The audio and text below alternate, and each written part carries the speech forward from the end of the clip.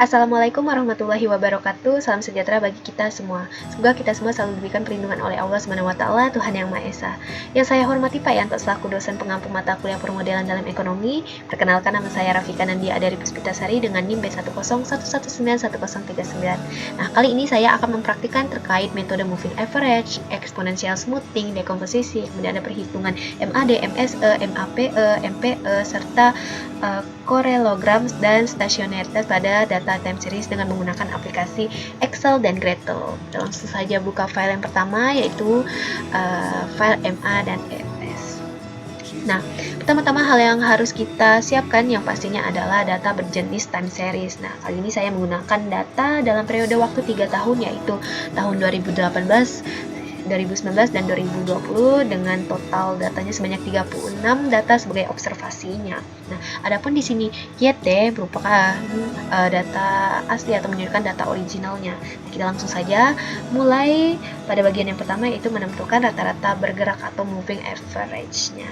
Nah, moving average adalah metode rata-rata dari beberapa periode yang dimana MA-nya dapat diletakkan di awal, di tengah maupun di akhir dari rentang rata-ratanya tersebut. Nah, kali ini kita akan menggunakan MA-nya dalam waktu 3 bulanan.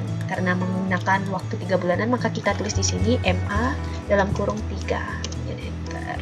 Nah, karena kita memilih waktu 3 bulanan, maka kita meletakkan atau memulainya di bulan Maret dengan merata-ratakan data asli bulan Januari hingga Maret, yang dimana kita tulis di sini sama dengan average blok data asli Januari hingga bulan Maret tahun 2018 dan enter. Maka kita dapatkan hasilnya dan kita drag down hingga bulan Desember tahun 2020. Nah, kemudian di kolom selanjutnya kita akan melakukan peramalan atau forecast. Kita tulis di sini forecast.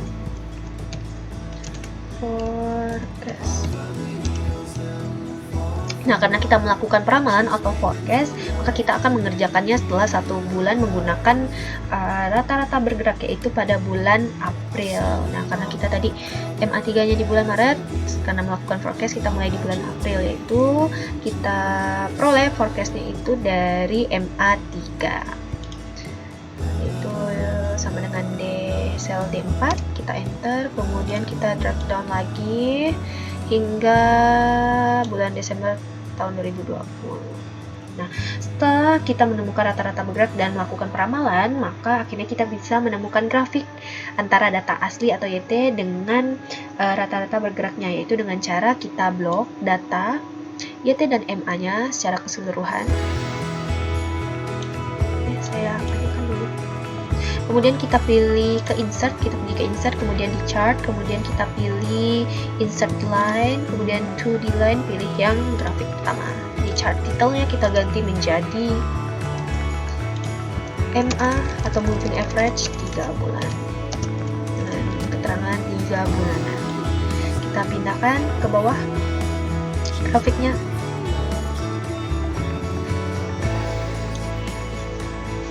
Dan inilah bentuk grafik yang kita dapatkan dari MA3 pada aplikasi Gretel. Nah, untuk melihat apakah grafik yang kita dapatkan sudah benar, maka kita akan melakukan coba memastikan dengan melakukan perbandingan dengan menggunakan aplikasi Gretel. Tujuannya itu untuk mengetahui apakah grafik yang dihasilkan akan mirip atau sama atau tidak. Mirip atau tidak maksud saya. Nah, sebenarnya saya buka terlebih dahulu aplikasi Gretel yang sudah saya install di laptop saya. Kemudian kita masukkan datanya atau import datanya, kemudian kita dengan cara kita open data, kemudian user file, kemudian cari file yang mau kita olah. Di sini kita ganti formatnya jadi Excel file dan kita pilih file yang akan kita olah sesuai dengan data yang di Excel tadi ya. Kemudian di sini kita pilih, ini udah betul ya, kolom 1, row 1, kemudian oke. Kemudian kita dapat notifikasi nih yang dimana data kita tuh cross section. Nah, apakah kita akan akan menjadikannya dia data time series atau panel? Yang pastinya iya, karena pada metode kali ini kita seluruhnya menggunakan data time series. Nah, Structure of datasetnya pasti kita pilih time series, kemudian di frekuensinya kita pilih monthly karena data kita menggunakan data bulanan ya. Kemudian starting observationnya kita pilih tahun pertama, yaitu kita tuliskan tahun 2018 karena saya menggunakan tahun awalnya itu 2018. Kemudian kita lihat lagi, kita cek lagi apakah sudah benar. Di sini tahun 2018 bulan pertama hingga tahun 2020 hingga tahun bulan terakhir itu Desember. Nah, akhirnya data kita sudah terinput. Kemudian langkah selanjutnya kita pilih ke variabel, kemudian pilih filter dan pilih simple moving average. Nah, pada pengaturan ini di number of observation in average, karena tadi kita pakai data 3 bulanan, kita pilih 3 dan kita centang semuanya kecuali centered. Dan didapatlah grafik MA3 dari aplikasi Gretel. Coba kita sandingkan hasil grafik Gretel ini. Kita copy ke Excel biar kita bisa lihat apakah sama atau tidak bentuknya, atau miripkah tidak bentuknya. Setelah dilihat ternyata sama ya. Nah, baik grafik MA yang dihasilkan dari Excel maupun grafik dari Gretel ternyata memiliki bentuk yang mirip atau sama. Nah, jika sudah, kita lanjut ke metode selanjutnya, yaitu exponential smoothing atau ES, yang mana merupakan metode penghalusan dalam proses estimasinya. Nah, ES ini menggunakan alpha antara 0 sampai 1. Nah, kali ini saya akan menggunakan alpha 0,5, yang dimana kita akan tuliskan di kolom di sel F1 itu dengan ES.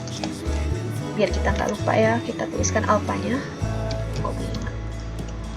Nah, selanjutnya saya panjangkan dulu. Selanjutnya kita harus menentukan titik awal mulai bergerak atau initial value-nya. Di sini saya insert dulu. Nah, kita letakkan initial value-nya di sini. Nah, gimana sih dapat initial value-nya? Yaitu kita merata-ratakan dari 3 periode pertama, yaitu di bulan ini ya, bulan Januari hingga Maret tahun 2018, itu dengan rumus average blok data asli Januari hingga Maret tahun 2018. Dan didapatlah initial value-nya. Biar membedakan dan biar kita tidak bingung, saya highlight di sini menjadi warna hijau. Nah, selanjutnya kita masukkan ke dalam rumus data yang sudah kita dapatkan ini ke rumus metode eksponensial smoothing, di mana rumusnya itu seperti ini. Nah, rumusnya yaitu alpha dikalikan dengan data asli atau YT ditambah 1 dikurang alpha dikalikan nilai initial value-nya atau nilai ramalan untuk data time series-nya. Kita langsung masukkan saja, yaitu sama dengan 0,5 itu alfanya kita tadi dikalikan dengan YT data asli bulan Januari ditambah dengan 1 dikurang alfanya, alfa kita tadi 0,5, jadi 1 dikurang 0,5 adalah 0,5. Kita langsung saja tuliskan 0,5 dikalikan dengan initial value yang telah kita dapatkan barusan. Enter, dan kita drag down hingga Desember tahun 2020. Saya ubah ya angka di belakang komanya menjadi 3 angka di belakang koma saja biar tidak terlalu banyak. Nah, setelah seperti ini, selanjutnya dalam exponential smoothing juga kita harus melakukan forecast atau melakukan peramalan. Caranya kita tuliskan lagi forecastnya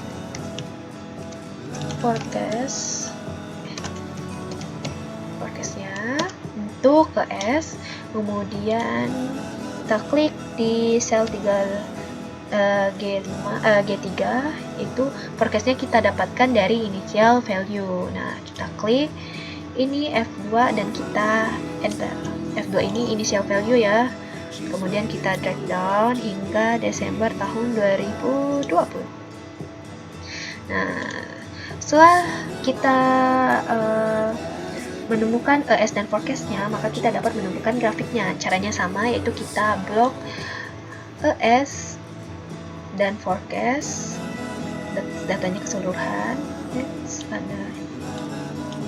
Nah, kemudian kita pergi ke insert, kemudian kita pilih insert line, kemudian 2D line, dan yang pertama. Dan kita di chart title-nya kita ganti menjadi eksponensial atau ES. Nah, setelah kita lihat ya data atau grafiknya ini, ternyata grafiknya searah, menunjukkan garis yang searah antara ES dan forecast-nya. Kemudian langkah selanjutnya kita masukkan data asli atau YT ke dalam grafik ES ini dengan cara kita select data. Kemudian di legend entries kita pilih add, kemudian pilih series name-nya itu YT. Kemudian series value-nya kita blok data YT secara keseluruhan. Baik, kita oke kan. Kemudian di horizontal axis label-nya kita pilih atau kita blok tahun dan bulan. Oke, kita klik dan klik oke lagi. Nah, akhirnya ini dia grafik dari data yang kita olah, yang mana grafik abu ini menunjukkan data asli YT, kemudian ada garis orange ini menunjukkan forecast atau data peramalan, dan yang garis birunya ini menunjukkan ES atau data yang telah dihaluskan. Nah, sama seperti sebelumnya, kita akan membandingkan menggunakan aplikasi Gretel. Di mana kita buka lagi aplikasinya. Kemudian kita pergi ke variabel, kemudian kita pilih filter dan pilih exponential moving average-nya. Dan pada pengaturan ini wax on current observation-nya, karena kita tadi menggunakan alpha 0,5, maka kita tulis di sini 0,5. Kemudian pada bagian mean, the mean of the first observation kita pilih 3.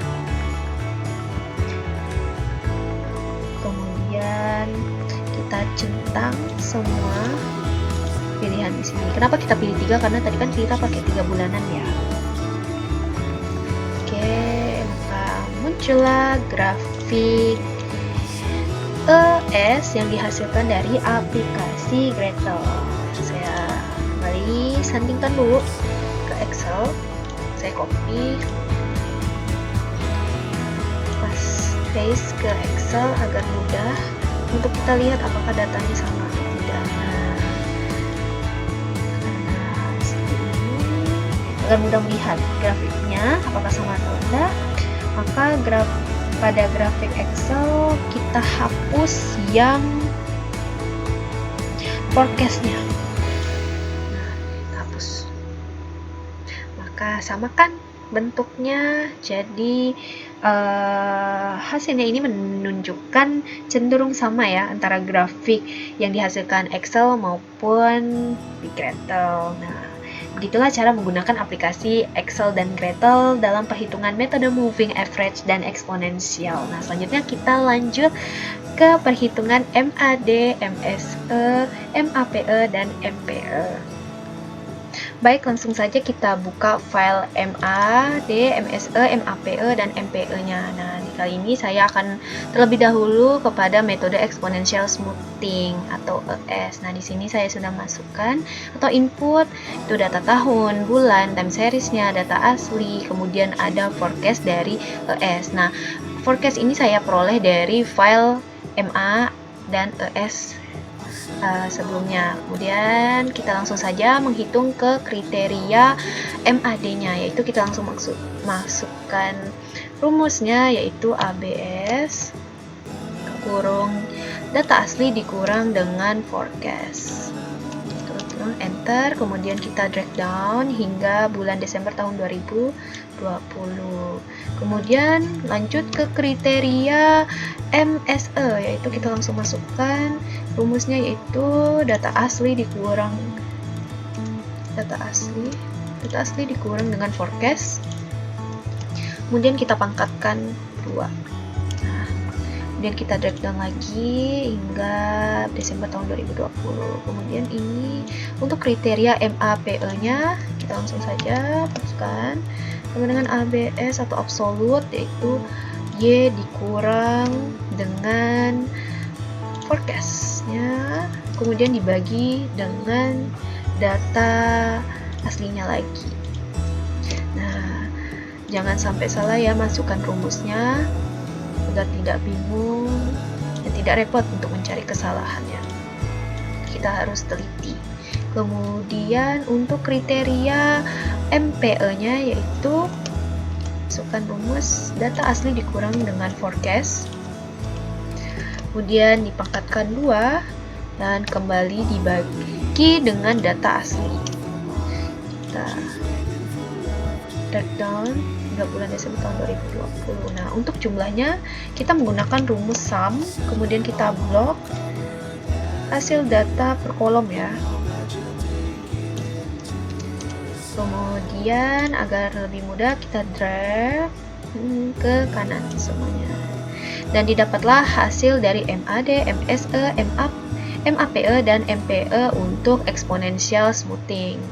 Nah, kemudian kita ke kanan ada metode moving average-nya. Nah, di sini saya juga sudah masukkan atau sudah menginput data tahun, bulan, time series, data asli dan forecast-nya. Nah, forecast di sini saya mengambil dari forecast MA3.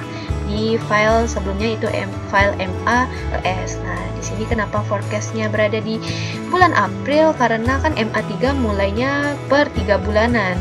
Dan karena sudah melakukan peramalan, maka kita mulai setelah 1 bulan datanya bergerak rata-rata. Nah, itu ada di bulan April, maka forecast-nya dimulai di bulan April.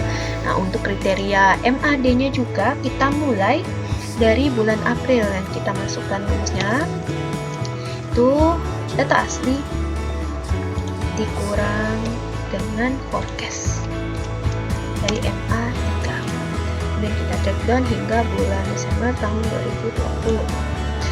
Untuk selanjutnya kita masukkan kriteria MSE maksud saya, yaitu Y dikurang data asli dikurang forecastnya, kemudian kita pangkatkan 2.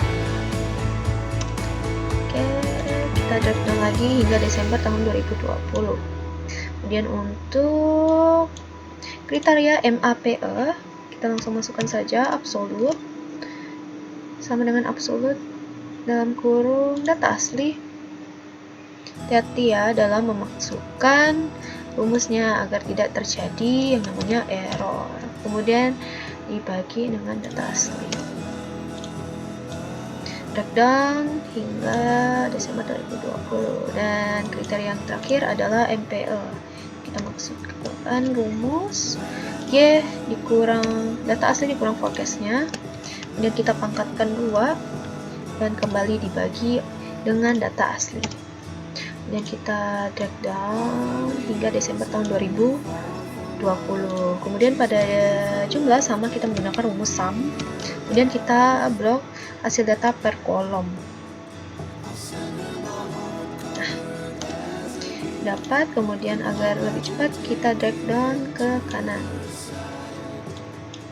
Seperti ini, dan didapatlah hasil MAD, MSE, MAPE, dan MPE dari moving average. Nah, kali ini saya analisisnya menggunakan kriteria MAPE saja. Nah, maka besaran MAPE pada metode MA3 didapat adalah sebesar 59,2%. Nah, ini saya jadikan persen. Kemudian pada metode ES-nya kriteria MAPE didapatlah sebesar 63,3%, sehingga dapat disimpulkan bahwa metode kali ini metode MA3 merupakan metode yang terbaik karena MAPE-nya lebih kecil MA3 daripada MAPE eksponensial.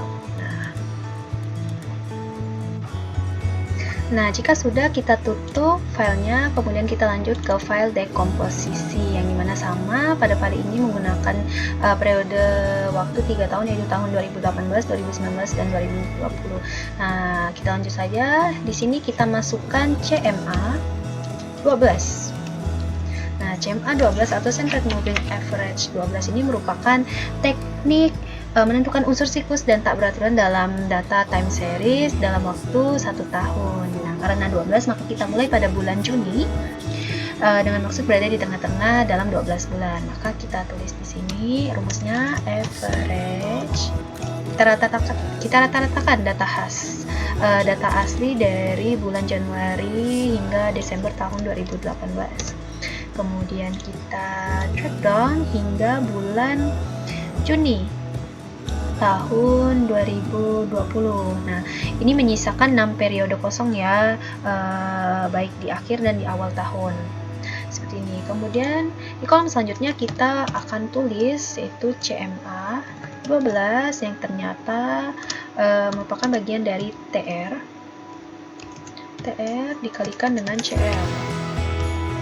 Nah, kita rata-ratakan lagi nih hasil dari bulan CMA bulan Juni dan bulan Juli. Nah, di sini kita taruh kursor kita di E8 dan kita masukkan rumus average yang mana kita rata-ratakan nih CMA 12 bulan Juni dan Juli. Dan didapatlah hasil. Kemudian kita drag down hingga bulan Juni tahun 2020. Nah, setelah itu kita buka Gradle kita. Di sini tadi kita create data, kemudian kita masukkan data komposisinya. Pilih komposisi, kemudian ini sudah benar. Kita pilih structure of data setnya, time series, kemudian monthly karena kita pakai data bulanan, kemudian ini kita masukkan lagi tahun awal kita, tahun dasar kita itu 2018, ini sudah benar sampai tahun 2020 bulan 12. Nah, kita klik YT dan kita pilih variabel, filter, dan simple moving average. Nah, bedanya dengan yang tadi adalah di number of observation in average. Nah, yang dimana MA tadi kan kita pakai data 3 bulanan dan ini 12, jadi kita di sini tulis 12. Dan yang membedakannya juga kita harus mencentang semua pilihan yang ada. Kita klik OK dan inilah grafik yang dihasilkan dari aplikasi Gradle untuk CMA 12. Nah, saya rapikan dulu. Nah, inilah dia hasil dari Gradle yang mana terlihat QT atau data asli atau trend yang sudah dihaluskan ditunjukkan pada garis orange. Nah, kemudian kita kembali lagi ke Excel. Di kolom selanjutnya kita tulis SN dikali IR sama dengan data asli dibagi dengan TR kali CL.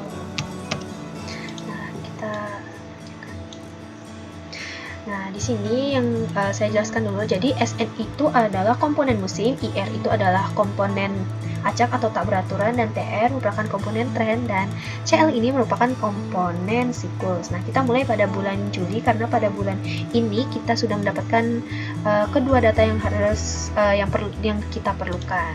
Jadi kita mulai ini di F8. Kemudian kita tinggal ikutkan rumusnya. Ini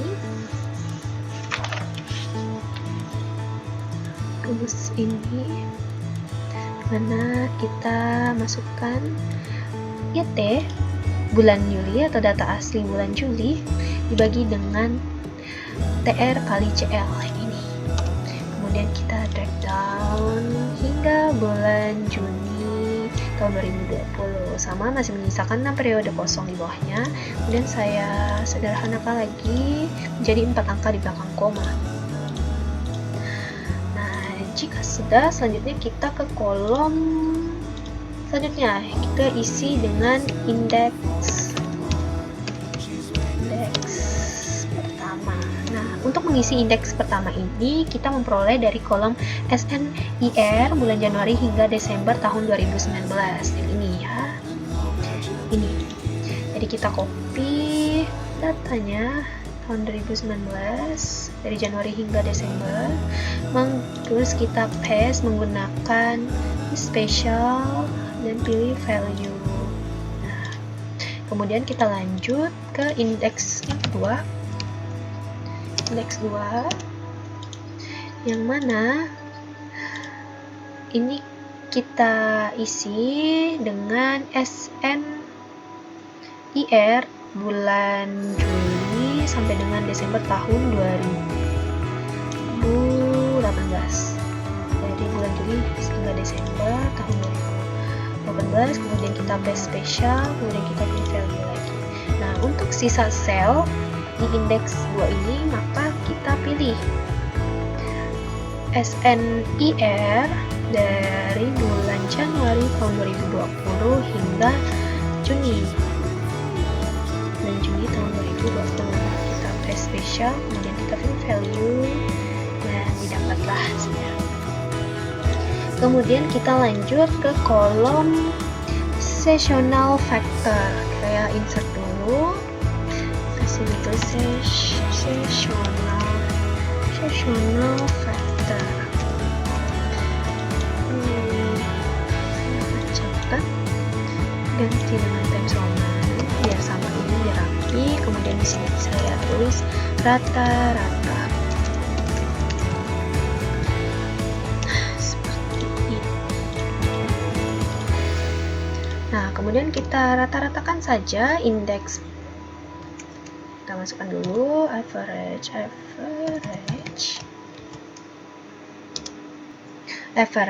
habis itu kita rata-ratakan indeks 1 dan indeks 2. Nah, dapatlah hasilnya, kemudian kita drag down dengan sesuai dengan batas indeks 1 dan indeks 2 nya. Nah, selanjutnya kita jumlahkan total rata-ratanya untuk mengetahui jumlah dari rata-rata tersebut. Kemudian kita pilih, dan ternyata hasilnya 11, yang dimana belum mencapai 12, yang dimana kan kita sampai 12 bulan kan. Oleh karena itu kita harus membagi hasil tersebut untuk mendapatkan multipliernya, supaya ketika kita adjusted atau sesuaikan, hasilnya akan 12 sesuai dengan bulan kita. Nah, dari itu caranya di I16 ini kita tulis, kita bagikan 12 dibagi dengan jumlah rata-rata kita tadi, dan didapatlah angka pengalinya yaitu 1,0872. Angka pengalinya ini kita taruh di kolom selanjutnya dengan kita pakai paste spesial, kemudian value, kemudian kita drag down sampai bulan Desember. Jika sudah, di kolom selanjutnya kita buat kolom SN atau adjusted seasonal. Nah, kemudian kita kalikan saja rata-rata dengan pengali, dengan angka pengalinya. Didapatlah data, kemudian kita drag down. Nah, untuk mengetahui apakah sudah 12, jadi kita jumlahkan saja dengan menggunakan rumus sum, kemudian kita SN ini kita jumlahkan, dan benar hasilnya menjadi 12, dan ini mengindikasikan bahwa SN yang kita kerjakan sudah benar. Kemudian kita hapus saja SN ini dan kita kembali copy paste ke setiap tahunnya, yaitu tahun 2019 dan 2020. Kita pilih paste spesial, kemudian pilih value, kemudian di sini kita paste spesial lagi, kemudian pilih value. Nah, kemudian selanjutnya kita buat di kolom selanjutnya itu decisional.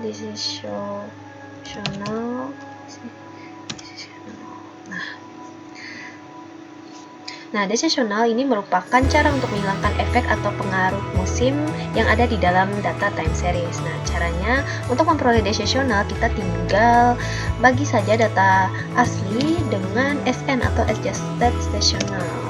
Kemudian kita drag down, yang dimana angkanya berubah karena kita sudah menghilangkan pengaruh musimnya.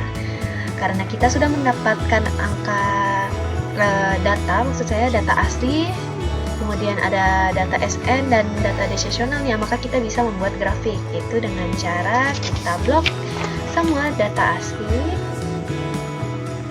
kemudian kita pergi ke insert, ke chart, kemudian kita ke insert line, ke bagian 2D line, kita pilih yang pertama. Nah, ada grafik detail. Nah, setelah itu kita akan memasukkan data SN, adjusted decisional dan decisional, dengan cara kita select data, kemudian pada legend entries-nya kita pilih F, kemudian series name-nya kita pilih SN adjusted decisional, kemudian series value-nya kita pilih data dari SN secara keseluruhan. Kita klik OK, kemudian kita add lagi, yaitu kita masukkan decisionalnya, dan di series value-nya kita blok semua data decisional secara keseluruhan ya. Klik OK, dan pada horizontal axis labelnya kita pilih tahun dan bulan.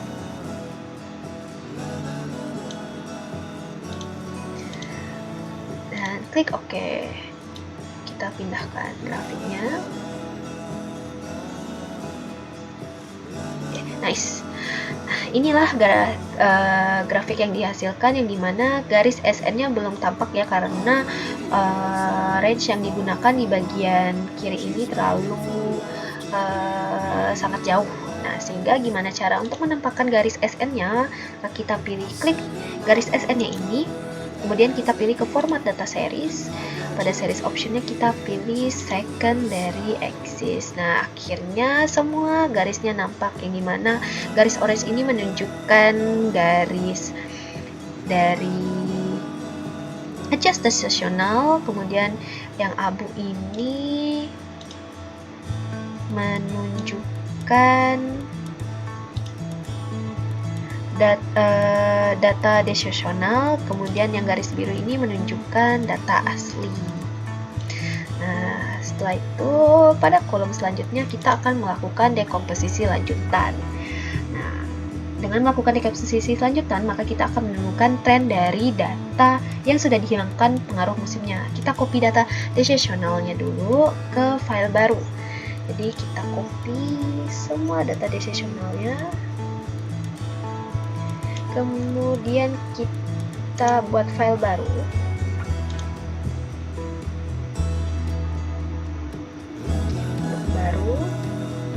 Nah,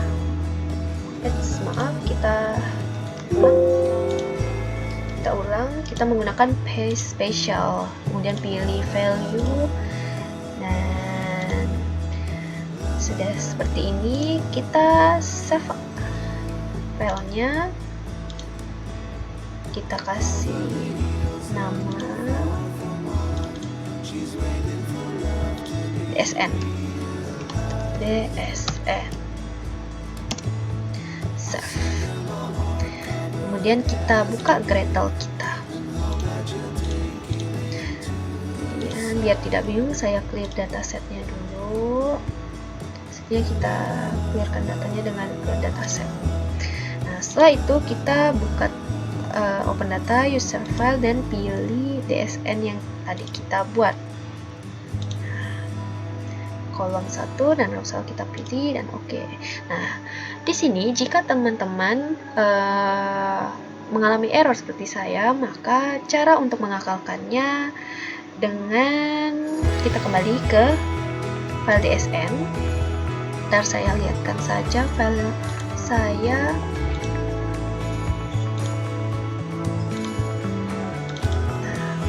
Cara mengakalkannya yaitu agar bisa terbaca oleh aplikasi Gradle, maka di sini kita tulis 0 pada kolom pertama, baris pertama, kemudian data yang tadi ada, data decisional yang ada di kolom pertama kita pindahkan ke kolom B. Nah, sehingga kita coba ya, buka aplikasi Gretel, kita open data, survey, kita pilih data yang sudah kita akalkan tadi atau yang bisa diimport, kita klik. Ini kolom 1 dan kolom 1-nya sudah benar. Dan ini kita klik yes lagi karena kita menggunakan metadata dan bisa terinput oleh Gretel. Kemudian kita tinggal structure of data setnya kita pilih time series, kemudian ini monthly, kemudian ini kita ganti menjadi tahun 2018 yaitu tahun dasar kita cek sudah benar dan apply. Nah, di sini karena tadi kita pada kolom 1 adalah 0, maka F1 ini kita delete saja. Nah, seperti ini, dan pada F2 ini kita edit atributnya menjadi DSN.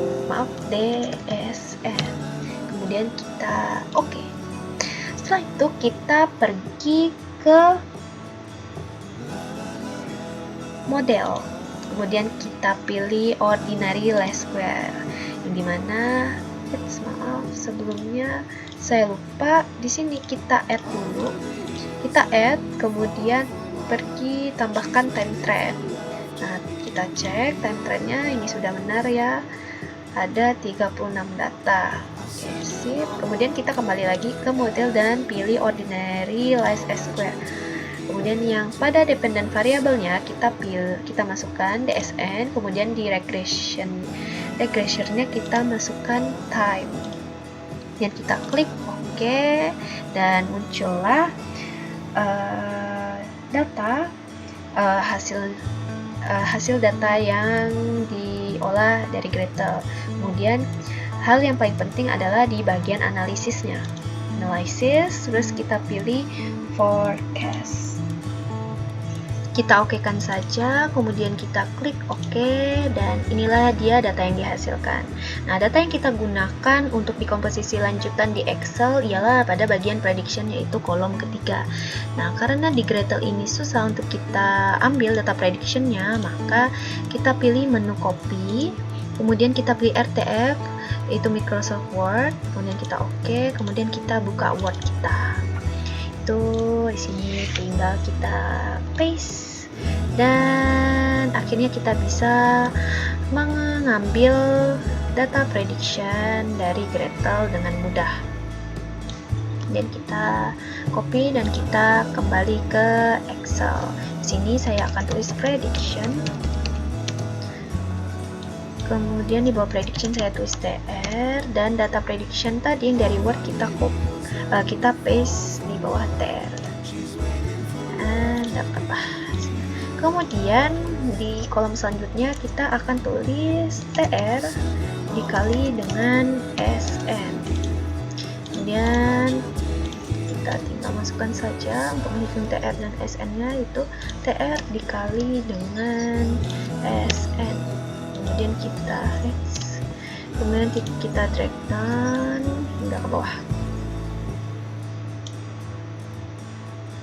Kemudian selanjutnya kita mencari CL dikali dengan IR, yang dimana memperoleh dari data asli dibagi dengan TR dikali SN. Nah, kita web text biar lebih rapi.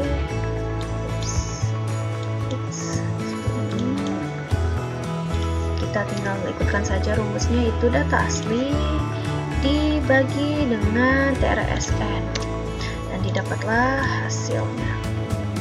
Kita drag down kembali. Kemudian setelah itu kita hitung CMA 3. Karena CMA 3, maka di sini kita masukkan rumus average. Kita rata-ratakan LIR pada bulan Januari hingga Maret, karena kan dipakai 3 bulan saja ya.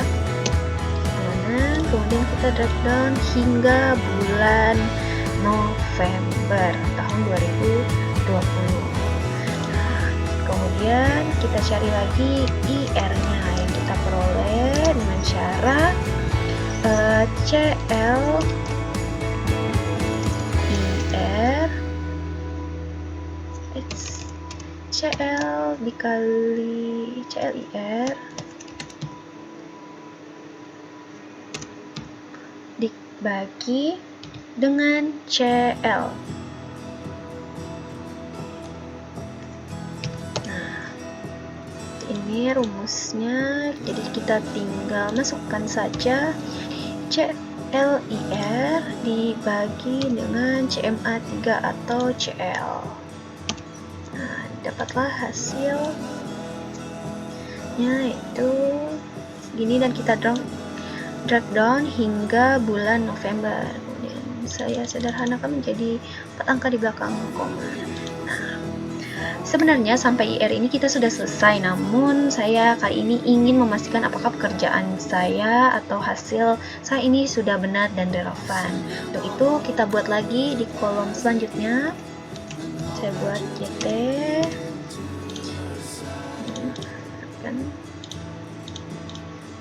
Dan di sini kita masukkan rumus dari YT, yaitu TR dikali SM dikali CL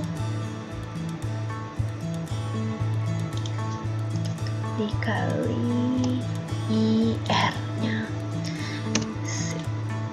Ternyata sama ya antara YT awal dan YT akhir. Nah, terus kita pastikan lagi, kita drag down hingga bulan November.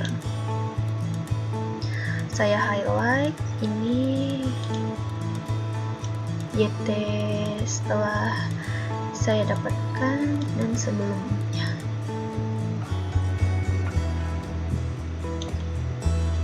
Dari 74.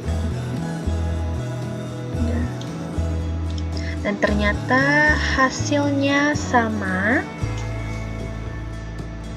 70-40, dan di sini 70-40, 234, di sini 234, dan seterusnya. Yang mana ini mengindikasikan bahwa yang kita hitung atau kita kerjakan adalah benar.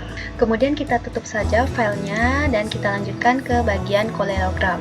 Nah, kolerogram sini merupakan grafik atau diagram untuk ACF dan PACF dari setiap leg atau ordonya. Di sini saya sudah menyiapkan data time series untuk kolerogram dan stasioneritas. Nah, di sini terdapat tahun, bulan, dan Y. Kita langsung saja buka Gradle kita. Kita clear data setnya dulu. Kemudian kita import file Excel untuk kolerogram dan stasioneritas ke Gradle. Itu kita pilih yang ini, kolerogram dan stasioner. Kemudian kita open. Ini kolom dan row-nya sudah benar. Kemudian ini yes, lagi ini kita pilih time series, kemudian monthly, kemudian ini kita ganti dengan tahun 2018 sebagai tahun dasarnya kita. Kemudian dicek lagi dan ini sudah benar dan berhasil terimpor pada aplikasi Gradle. Kemudian kita pergi ke variabel, kemudian kita pilih kolerogram. Nah, pada maksimum leg-nya ini secara otomatis ya. Kemudian kita langsung saja klik OK. Dan inilah data kolerogram baik bentuk tabel maupun grafik. Nah, di sini terdapat ACF atau auto correlation function, yang dimana di sini auto korelasinya terhadap leg 1, kemudian ada leg 2 dan leg seterusnya. Kemudian di sini ada PACF atau partial autocorrelation function. Autocorrelation function yang dimana di sini autokorelasinya terhadap partial korelasinya terhadap leg 1, kemudian ada leg 2, ada leg 2 dan seterusnya. Kemudian pada grafik kolerogram di sini data Y kita terjadi autokorelasi, namun tidak signifikan karena belum melewati atau masih di dalam batas atas. atas. Ini data hijau ini belum melewati batas atas, yaitu garis oranye, dan batas bawah yang ada plus minusnya. Batas bawah itu ada plus minus 1,96 per T pangkat 0,5. Selanjutnya, untuk kita melihat stasionaritasnya, kita tutup dulu yang kolerogram.